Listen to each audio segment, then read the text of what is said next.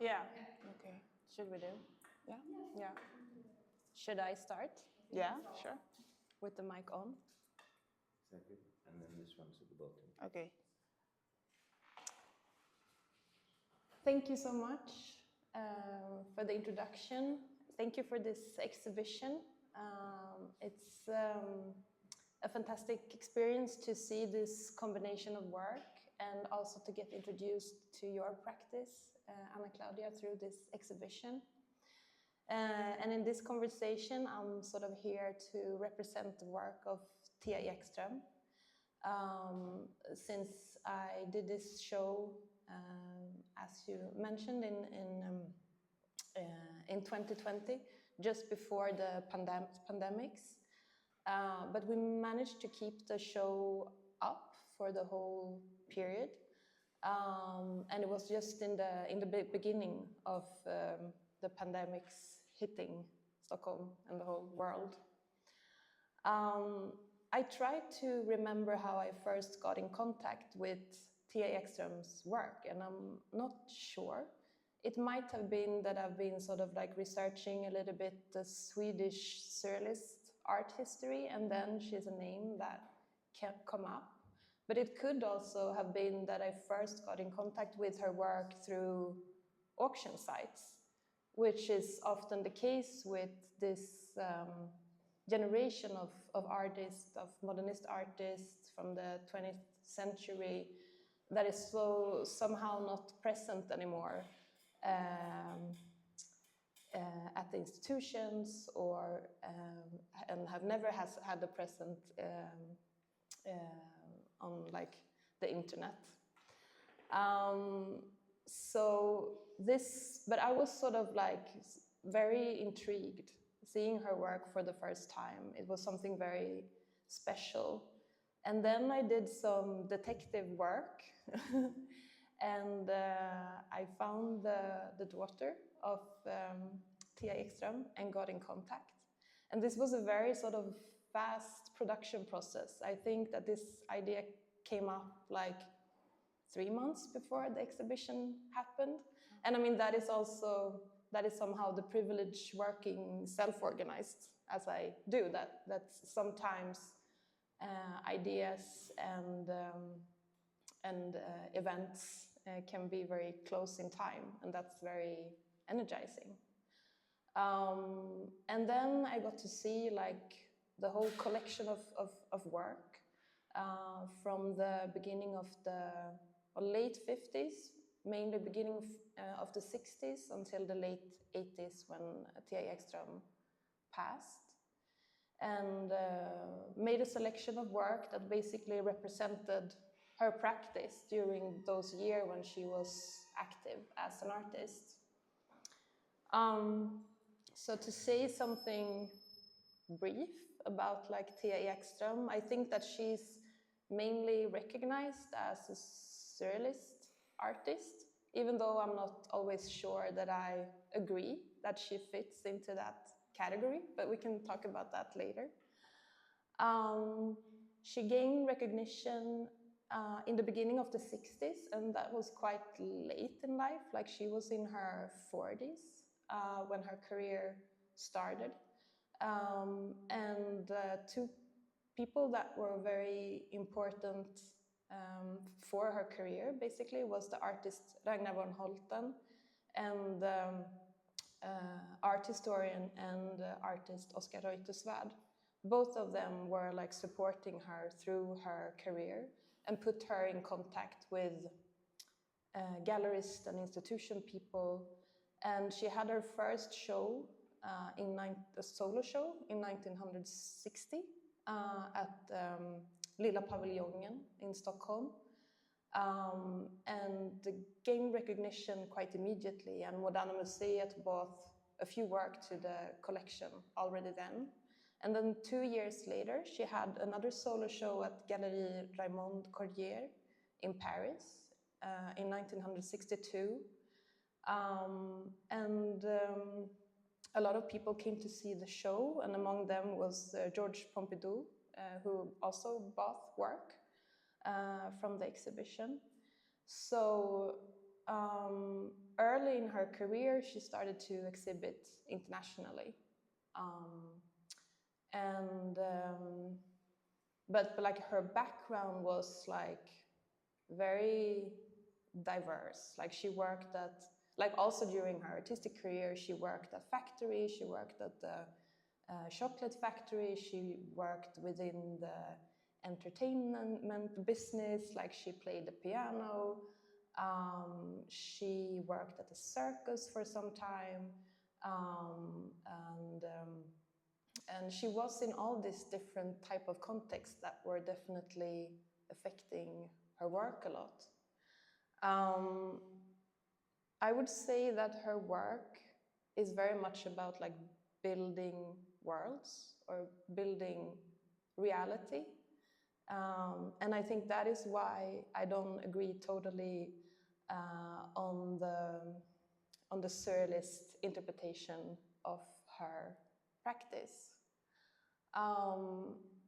I think that the meeting between your work and Thea's work is interesting. You have definitely things in common, and there are also gestures that are very, very different. But I would be curious, as a sort of like introduction to your work, Ana Cláudia, to think about something that is very present in Thea Ekström's work, which is also sort of in the title of the show, like mark makers. It's her symbols and signs. Thea Ekström had like almost like an alphabet of signs that she was like constantly coming back to. It was like a toolbox of signs that built up her worlds. But what is your relationship to signs and symbols? Hello. Good morning, everyone. Thank you for everyone that came. Thank you to the gallery for the invitation. Yeah, I'm also like very happy to be showing with Thea and Ektor. And regarding your question, I think to give like a bit of context about my practice, I started painting about 10 years ago, and my first paintings were this abstract landscape scenes of rivers at night. And it was oil painting, and a bit further, and I was also working a lot with paper, but like doing stuff like drawing on painting on paper, and then like putting paper on the rain, and then like doing performance as like painting in a pool full of water on paper, you know, while it would dry itself. And then at some point I started drawing on paper, which it's funny because it's usually like, I feel like for a lot of artists, like the first thing, and to me, like it was a bit like middle process. And I started doing this oil pastel drawings, and they were way less anchored in an image than like the oil paintings were, because the oil paintings I used to have a lot of videos as a source of reference for the paintings, because those like oil pastel drawings were purely like they were very imaginative, you know, like they were very intuitive, and I was not trying like to portray anything specific with them. But then like I feel like earlier in the past 2 years, I had the desire of being more to communicate with people a bit more directly than I've been doing in the previous years. Like for example, I didn't use like titles in my works in the past because I was so afraid of that, like people would project stuff in the work, you know, or like would give like a too close of a meaning to it. And I've been kind of like re-falling in love with words again, and I think titles are part of this, and talking about like symbols also, because words are also symbols. But I guess today I don't have like symbols is too much of a strong word to me, but I have like little elements that like they are in repetition in my work, like the diagonals, like if you look at many of my paintings and drawings, you always see some sort of diagonal. There is me remembering the waterfall, like the water movements of like pouring water, but also like the diagonal is a symbol for me of like instability or instability. Instability of like, or things moving, or the continuity of things, and like the transformation of things, as well as like you find these little drops of liquids in many of my, especially the drawings, but also in the paintings and in the transfers, that are just like this idea of humidity that is spread all over many of my works, but thinking about liquids and how they are in our bodies, but they're also like in the air as like vapor, or as they are like in the space and in nature. So I guess these would be today the two main, not really symbols, but like the things that like get in repetition in my work that you could identify as like, oh, it has a meaning of something. A fundamental difference in the work, if you look at your work and Thea's work, is how you relate to the frame. And as I was saying in the beginning, I think that what Thea Ekström is doing in her paintings is that she's building, it's a world building, basically.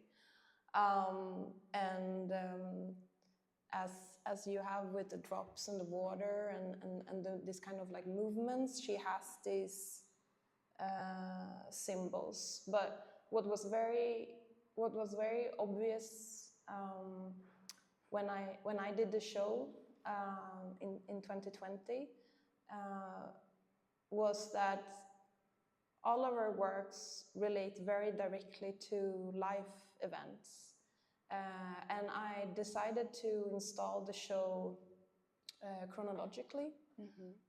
So there you could really sort of, you could see like different chapters in her life. In the work that are present in this exhibition, most of them are from the beginning of the 60s, and this is a very productive period of hers. Like, it's actually my favorite period, where she turns into abstraction, yet it's also figurative somehow. And like these symbols, like her alphabet, are creating, not always, but often, these like frames around her worlds. And I think what the frames are doing is that they are protecting the motif. Like, it's protecting the world that she's creating, but it's also somehow protecting herself. So it's this sort of safe space. And sometimes the frames are thicker, and sometimes they are not as present. So the frames are very important. That she sort of excludes the outside world in her paintings / drawings. I don't know how. I would say it's both. Whereas in your work, you move towards something. Like do you want to say something about that? Like, yes. Yeah. Yes, I think thinking about what you're saying of like her process of like creating a universe, I think for me it's way more related to like experiencing the universe. You know, I feel like things in life go through me, and they go through me like through like my practice also.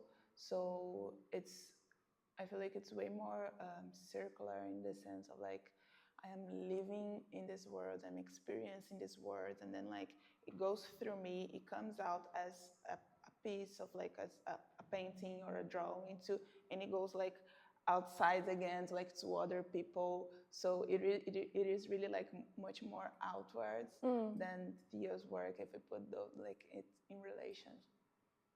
Yeah, I think that relationship is very interesting with the internal and the external, because the external is somehow what she protects her motive from a little bit.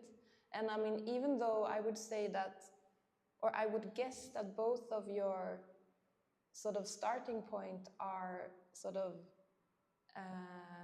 associative in some ways, and also built on intuition. Like the result of it is very, very different, and that's also why your work has another type of abstraction, of course, because you, like, both of your works are very emotional, but in different ways. Like you have this, like, I don't know, another type of movement when it comes to the experience of an emotional state. And I guess that leads us to something that you always also have in common, which is how you deal with, or how you portrait, or how you work with sexuality. Do you want to say something about that? Yes. I was,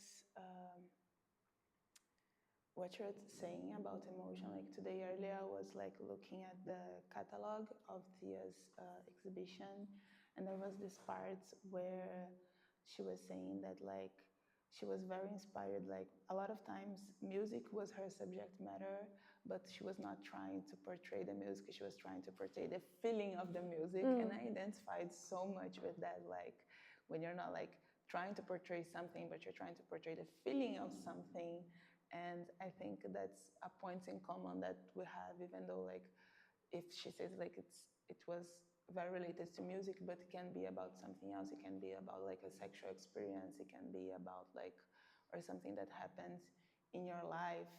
And I feel like today, when I read that of her, of portraying the feeling of something, I feel like that's the somehow how I deal with sexuality in my work. Like, how is the feeling of being like very horny, or how is the feeling of like not having like sexual pleasure like in a certain moment of your life, or how is the feeling of like, I don't know, just being out there in the world, you know. I think I can relate a lot to that. And in the work that are present here, I think like especially the works from 1963, like around that year in Thea Ekström's practice, there's a lot about like sexuality, but in a from a very different angle and approach. It's almost like it's more about like function, or like machines. Like there are these like women machines with their sexual organs, like, and also like if you look at the snakes and the different characters in the work, it's something that is very present, but rather as a function than an experience, or I'm not sure. Almost like, do you think it's like how she was trying to reflect on how like, what is the structure of sexuality, like in life, you know, maybe? Yeah, like something just being part of this world. Like, I mean, there's so much that exists within these frameworks. I mean, when I went through like this, like all of these works, like there's this specific period in her life and in her practice, which is like that is like portraying illness basically a lot. Like it's not present in this exhibition, but in the beginning of the 70s there were like she was very sick at that period, and that is why she's like dealing with death a lot, like during these years. And these are very painful work to experience. And I think that like in general, sort of like fear illness and anxiety is something that is definitely very present and something that she deals with like through her work. I did a group show in 2022, I think, at the Varbergs Konsthall that was called In Front at Below. It was a group show about prepositions, basically. And the starting point for that show was a specific work by Thea Ekström, which actually belongs to a series of work that she did in the mid-60s or something, where she portrays a crack. The crack is like a reoccurrent motif in her work, or especially during that period.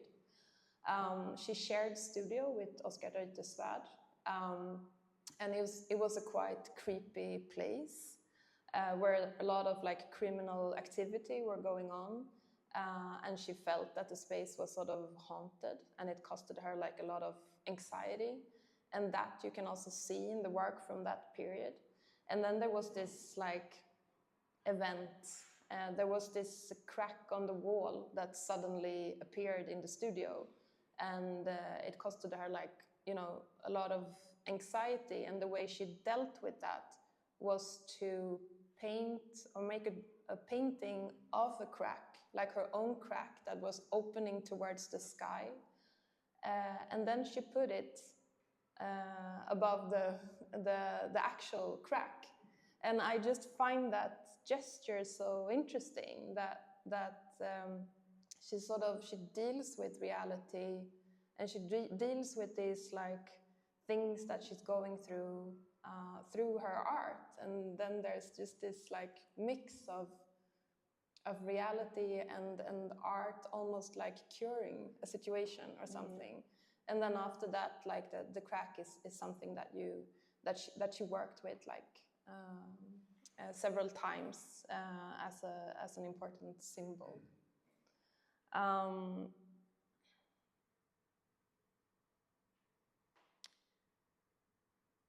Maybe to go back, like I don't know, how do people talk about your work as paintings mostly, or how would you like to say something about like the relationship between like painting and drawing basically in your practice? It's funny because like every single part of my practice wants to be something else, like except for oil. Maybe oil is oil, but when as I started like my practice with oil painting, when I moved to oil pastel drawing, I feel like my oil pastel drawings, they were very rooted in like on what I was doing in painting, like not in the sense like they're quite different, but in some way like they came from this idea of like it was a period where I was not being able to buy oil painting because it was so expensive in Brazil. And then that's when I started to move to oil pastel. And there was like this desire of doing like oil painting and like drawing instead, and there was a frustration on it. But my work actually got more like people start to know about my work through my drawings, not through my paintings. And it was funny to me because I was not doing what I actually wanted to be doing, but then the drawings like expanded my way of thinking about painting so much, and I wanted to go back to painting but with the reference of the drawings. And that's why the transfers started, because I was trying to draw with oil pastel on the canvas, and it didn't work because paper is paper. As the same way that like oil is oil, paper is paper, you know, like you can never draw in a canvas the same way you do in the paper. And I started to try different techniques to get the same maybe flatness that I could get on paper, or the same like precision that I could get on paper. And that's when I started doing the transfers. At first they were with resin, and I had to mix pigments with the resin to make the transfers, resin and oil pastel also. And I was like, I would draw with oil pastel on the fabric, and then I would come in the back of the fabric with this mixture of resin with pigments, and then I would put a plastic on top of it. It's very complicated to explain this way. It seems like very abstract, but the thing is that it became something else. But also, I still had this feeling that they were too colorful. They had too much information. They had like too much presence in a way that I wanted them to be more like the drawing. So I spent the last 2 years just like making experiments to get the technique more precisely, so I could like get closer to the drawings in my transfers, which I call paintings. So they're all like one informs the other like very much, you know, like one thing is very connected to the other, and I don't see like hierarchy on them. And I don't enjoy, for example, especially for oil painting, I really don't enjoy showing like my oil paintings by itself, especially in group shows also. But even like I feel like at this point in my life, I wouldn't make a show only with oil paints because they eat everything else. Once you have an oil painting in a place, everyone only wants to know about there is an like it's like how can I say it in English? Fallo. It's like a phallic, yeah, like a phallic object, you know, like once you have an oil painting, like it's all about the oil painting, nothing else matters.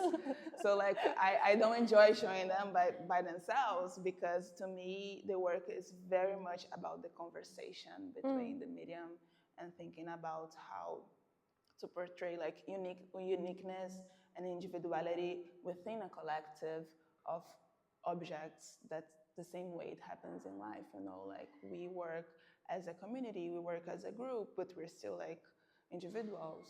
And yeah, that's that's my relationship between like drawing, painting. Yeah, it just seems like the gesture, like the specific gesture of like circulation and like movement, it's in your studio, but it's also like present within the specific works as well.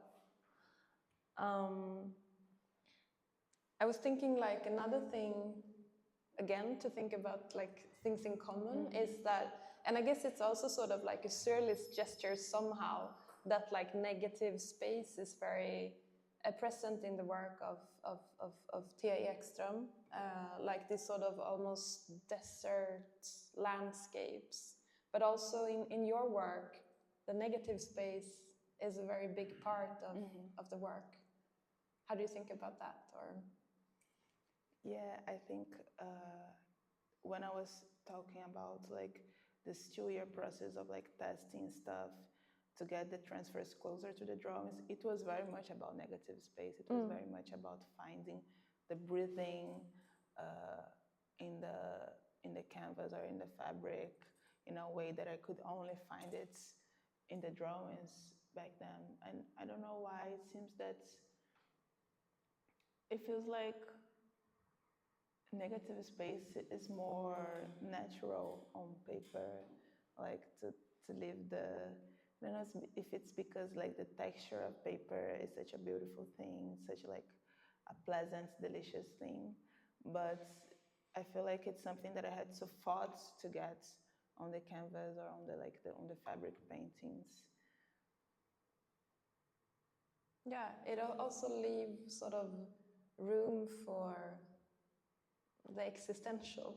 Like I think it does something very important in both of your works. And there's a certain sort of universal experience that I think is like shared in your work and in Thea Ekström's work. And I think it's also very interesting what these works, what kind of like conversations that starts. Like only like during these 3 days when I've been here looking at the exhibition, there's so many angles of like conversations that is like sort of just rooted into common experience of being a human. And I think like humanity is just something that is very present in the work, and that is also part of the experience for someone looking at the work, like thinking about the work, like relating to the work.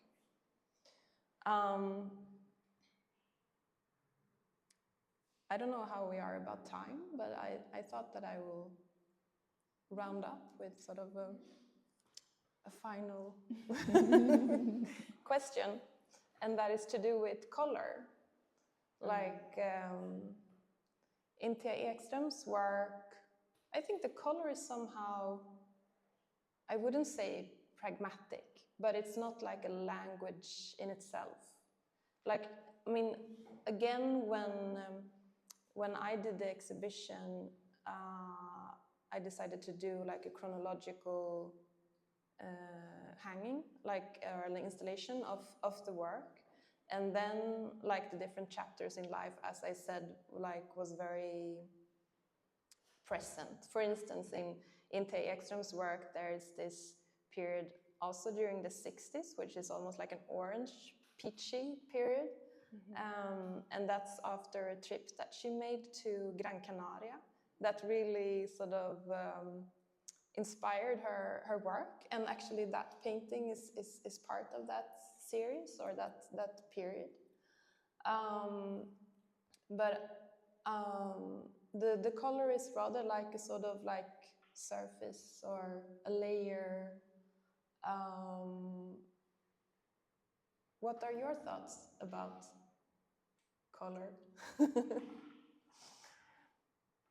So when people used to ask me what are my thoughts on color, and I feel like in my work I received this question a lot to know about color, but I had a default answer, which was that I got inspired on nature, and I would like get my colors from like natural scenes, and then I would pick some artificial color that would break that natural pattern. But that I realized that I was kind of lying because but it was a go-to. because I never knew how to answer this question, because I don't really think about color very much. You know, color comes to me in such a instinctive and natural way. I just do it, and it's something I don't reflect very much. And because my work has a lot of color, people would like find that like unlikely, you know, because it's very present in my work, especially in some of the paintings that I did like 5 years ago. But I realized that I am way more aware of movement than I am aware of color. I'm way more aware of like mark making, for example, than I am like of color. Color is just there for me. It's just something that's it's there. It's always been there. It's always something almost like it's part of me somehow. I don't have to reflect on that. Thanks God, because color is hard. But could color like surprise you afterwards when you have this intuitive process and then it's there? No. I don't think about it at all. Unless like when I do something that I look at it and I feel like there's something wrong, like this is not working. But it usually doesn't work that way, because when it's not working, it's just not finished yet. So like I just keep on working. So yeah, and then when it's done, it's just like, it is just there. Thank you. Thank you. Should we open up? But I thought of something. In terms of color, could color also be a way of expressing emotion? Like maybe that's not necessary as this color is like this, but this color makes this kind of, so it's not about like the colors, but how color present themselves as movement, a little bit like work. So maybe then it's not necessary to think about it as color because it's focused on the movement. Yeah, I think like your sentence is like perfect as it is, you know, because it is true. And also like, yeah, color represents emotion a lot.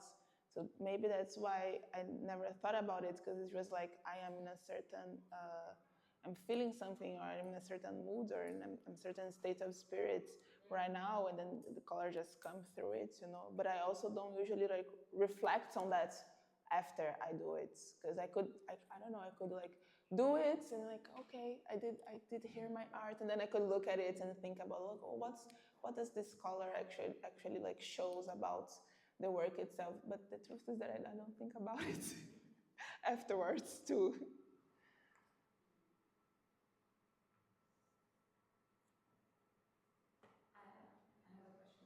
I have a question. I kind of know the answer myself, but I thought it was interesting when we invited you and we had already sent you the material of Thea. I just wanted to know about your reaction to her work and the invitation to the exhibition. I got obsessed.